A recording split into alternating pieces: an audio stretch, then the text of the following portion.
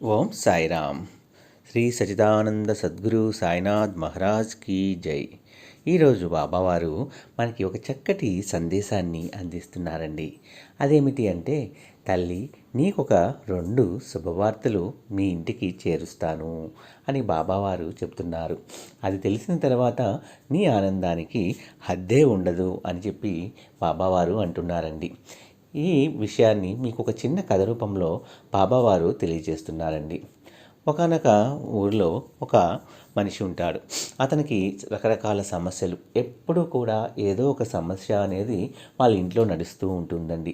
అతను ఆ సమస్యల గురించి ఆలోచించుకుంటూ అలా నడుచుకుంటూ అలా ముందుకు వెళ్తూ ఉంటాడండి. అప్పుడు ఒకసారి అక్కడ ఒక ముని కనిపిస్తాడు. ఆ ముని అతన్ని చూస్తూ ఉంటాడు.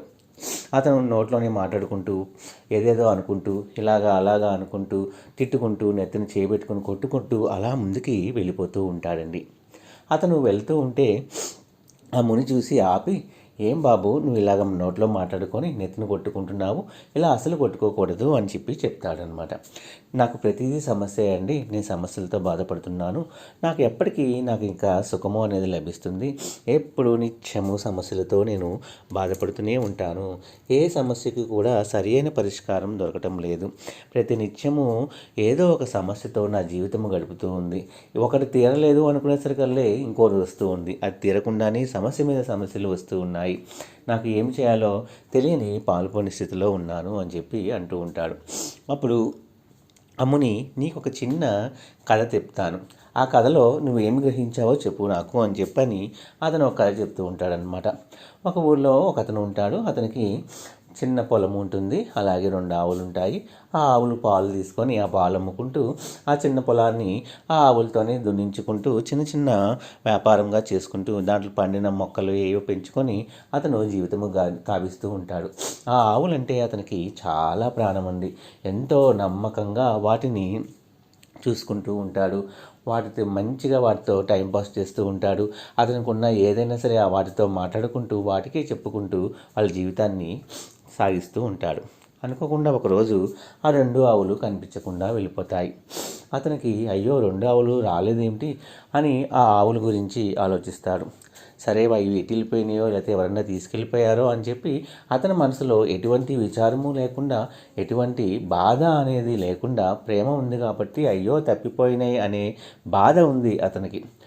అతను ఆ బాధతో తోటి కోసం ఎదురు చూస్తూ ఉంటాడు. అలా ఒక పొలం దగ్గర ఎదురు చూస్తూ ఉంటే ఆ ఊర్లో వాళ్ళు వెళ్తూ ఉంటారు. ఏమైంది ఇక్కడ నుంచొని ఇంత దీనంగా చూస్తున్నావు అంటే, ఇలా ఆవులు 2 కూడా వెళ్ళిపోయినాయి, రాలేదు అని చెప్తే, అయ్యో ఆవులు 2 వెళ్ళిపోయినాయా, అవి ఎవరో తీసుకెళ్ళిపోయి ఉంటారులే, ఇంకా నీకు అవి రావులే, ఇంకా నీ జీవితం ఇంతేలే అని లేనిపోని సూటిపోటి మాటలు అనేసి అక్కడి నుంచి వాళ్ళు వెళ్ళిపోతారనమాట. అయినా కూడా అతని ఎటువంటి చలనము అతనిలో ఉండదు. అవి మనకి రావాలి ఉంటే తప్పకుండా తిరిగి వస్తాయి, ఎంతో ప్రేమతో పెంచినవి కాబట్టి అవి వస్తాయని అలా ఎదురు చూస్తూ ఉంటాడు. 2-3 రోజుల తర్వాత ఆ 2 ఆవులు వస్తూ ఆ 2 ఆవులతో పాటు ఇంకో 2 ఆవులు వాటితో పాటు వస్తాయన్నమాట. అతను చూసి ఆశ్చర్యపోతాడు. నా 2 ఆవులతో నాకు ఇంకొక 2 ఆవులు వచ్చినాయా అని చెప్పి ఆ 2 ఆవులని తన 2 ఆవులను తీసుకుంటాడు. ఆ 2 ఆవులు వెళ్ళిపోతాయేమో అని వాటిని మేపుతూనే ఉంటాడు. చూస్తూ ఉంటే అవి ఎక్కడికి వెళ్లకుండా అక్కడే ఉంటాయన్నమాట. అతని జీవితంలో ఎలాగైతే 2 కొత్త విషయాలు 2 విషయాలు అనేవి అతనికి 2 ఆవుల రూపంలో అతనికి వచ్చినాయి అన్నమాట. అప్పుడు ఆయన అడుగుతాడు, ఆ ముని అతన్ని అడుగుతాడు, ఈ కథ ద్వారా నీకేమీ అర్థమైంది అంటే, అతను ఏమో స్వామి ఆ 2 ఆవులు అన్నావు, మళ్ళీ ఇంకో 2 ఆవులు వచ్చినాయి, నాకేమీ అర్థం కావట్లేదు అంటాడు. అప్పుడు ఆ ముని అంటాడు, ఈ జీవితంలో మనకి ఏది ఇచ్చినా కూడా అంతా ఆ దేవుడి దయ వల్ల లభించేవి, అంటే మన బాబా దయ వల్ల మనకి నమ్మేము కాబట్టి ఆ బాబా మనకు ఆశీర్వాదంగా ఇచ్చేవి. కాబట్టి జీవితంలో ఏది జరిగినా అది మనము దుఃఖించకూడదు, అలా అని ఎక్కువ బాధపడకూడదు, జరిగేదానికి మనము ఎంతో ధైర్యంతో మనం ముందుకు నడవాలి. ఈ కథలో ఆ 2 ఆవులు పోయినాయని చెప్పి అతను దుఃఖిస్తూ ఏడుస్తూ నిరసించిపోలేదు. అతను ధైర్యంగా ఎదుర్కొన్నాడు ఆ సమస్యకి. ఎలాగైనా వాటిని ప్రేమతో పెంచిన వాటిని తిరిగి వస్తాయని అనుకున్నట్టే మన జీవితంలో కష్టాలు వచ్చినప్పుడు ఆ కష్టానికి ఏ విధంగా మనము పనిచేస్తే అది తగ్గుతాయనేది సొల్యూషన్ మార్గము అనేది మనం వెతకాలి, అంతేగాని ఏడుస్తూ బాధపడుతూ ఉండకూడదు.